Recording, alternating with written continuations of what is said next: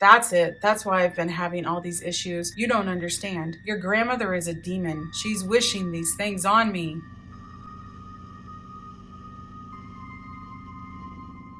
Hello, my witches and warlocks. Sick and Tired here. And today we are reading another viewer submission. If you would like to submit your own story of your narcissistic parents, bad parents, childhood trauma, or anything else you'd like to get off your chest, you can email me at samanthaFisher1984@gmail.com. Boy, do I have a lifetime of stories to share with you. Feel free to post to your channel if you want. I'm so glad I found your channel. I find myself nodding along with you so much. Wow, someone else out there gets it. I do that too, and I'm just like, yep. I wish there weren't so many of us, but it is comforting to have someone understand too. I'm sorry for all your traumas as well. Many hugs. And many hugs to you too. I have a mother who I suspect could be a covert narcissist and or have borderline personality disorder. She for sure checks all the boxes for BPD. I can only speculate because she went to therapy for a couple of sessions well over 20 years ago and refuses to ever go back. She said she doesn't have any other issues to work out other than my brother, issues from when he was a teenager. At the time, she said the therapist was surprised she had relationships with family members still, as most people don't have relationships that last with what she has.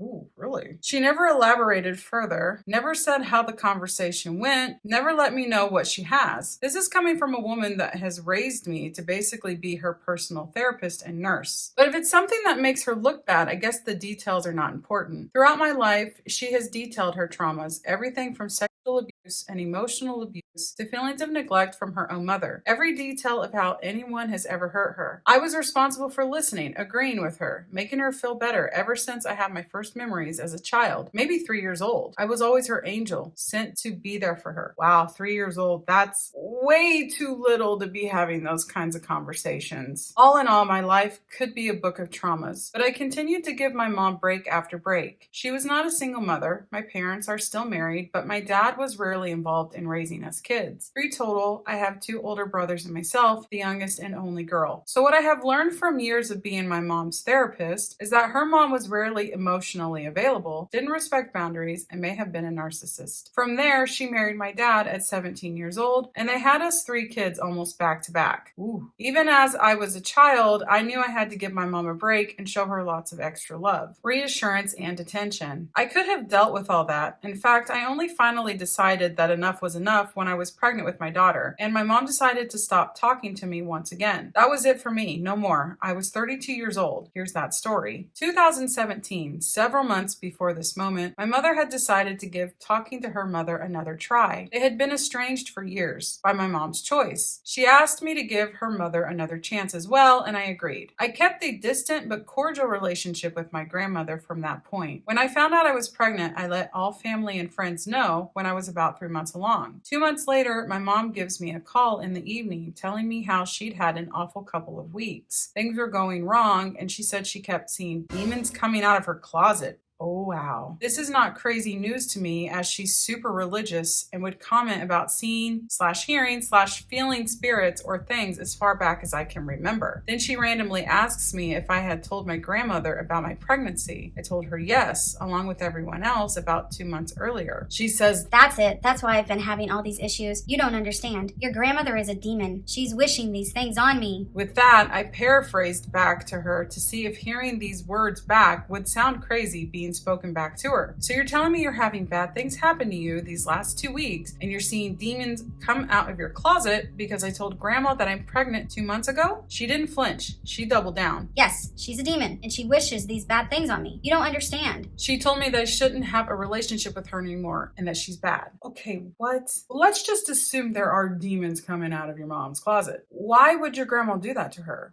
For what reason? What? Because you're pregnant? I'm not making the connection between you being pregnant and telling your family and your mom thinking that her mom is mad at her and having demons come out of her closet. What does you being pregnant, honestly, what does it have to do with your grandma? That might sound kind of messed up, but really, I'm not getting the connection, so I'm not understanding where your mom's, where her thoughts are or why she's thinking that.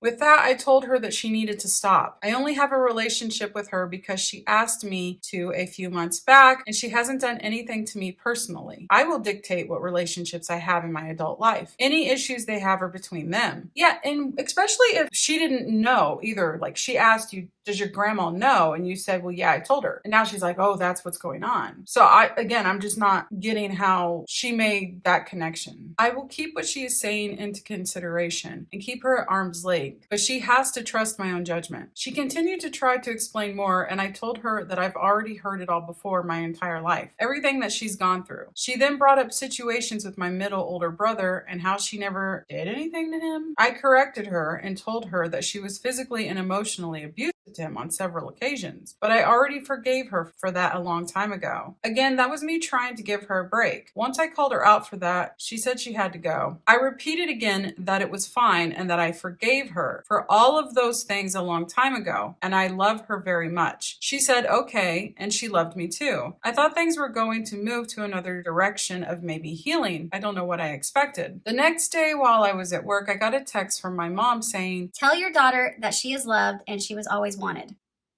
as if to say, I'm not going to be around for her life. She would often do this overdramatic manipulation when she doesn't get her way. It would be, You don't want me in your life anymore. to try to get you to beg to stay in a relationship with her. Her last ditch effort when things are really not going her way. This is why I wish I were dead. Or This is why I have my dogs, because they don't hurt or disappoint you like people do. that's kind of the same energy, right, as people that are like, take a picture and then they post it like, Oh my gosh, I'm so ugly. they're just kind of fishing for attention.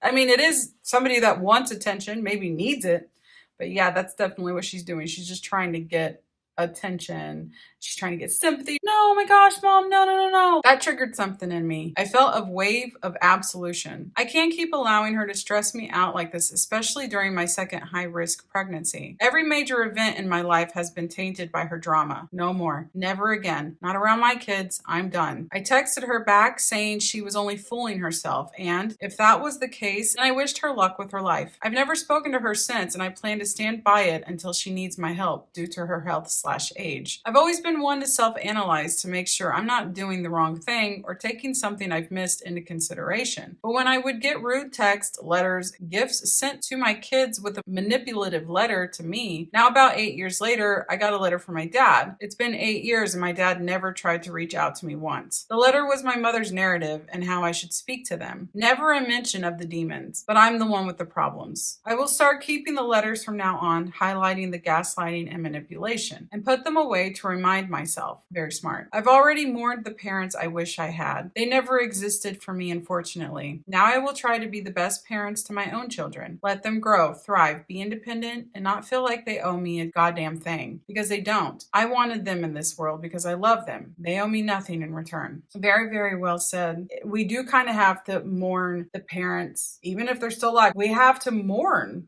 We do. We have to grieve when we decide enough is enough. And the only thing that we can really do, the best thing that we could do, is to break that generational trauma and move forward. We need to raise healthy kids. We owe our kids the very best of us. Well, that's just one story. Like I said, I have 40 years of stories if you ever need more content. I am actively breaking this cycle and making sure my children don't have to experience the crazy. I hope they will be better for it. Good luck to you in your journey of healing as well. Thank you. I love that, breaking it for the children, but it's not for content. I mean, it is content, but that is not what my goal was here. My goal is to just have us all come together and share, and other people can relate, like you said, watching and nodding and saying, yeah, that's what I'm trying to create here. I'm just trying to create a safe space and support group for all of us. A support group for all of us, including me. So thank you so much for sharing. We'd love to hear more if you would like to share. And if any of you out there want to share your stories of your parents, again, you can email me at samanthafisher1984@gmail.com. I will be here. I will always be here. Maybe I shouldn't say that. I can't control everything. But I will be here waiting and ready to share your experience if you would be so kind as to let me. So that's all I have for you guys today. I know a little bit shorter. I didn't intend for it to be this short. Still,